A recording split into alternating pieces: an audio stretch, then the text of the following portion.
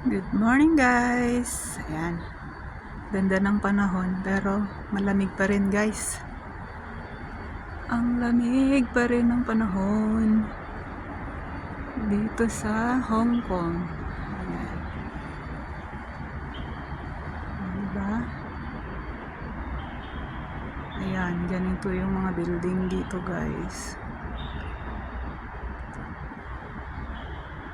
Oh, dito banda yung may nag-away guys. Dito yung boses pero hindi ko alam kung nasaan dyan.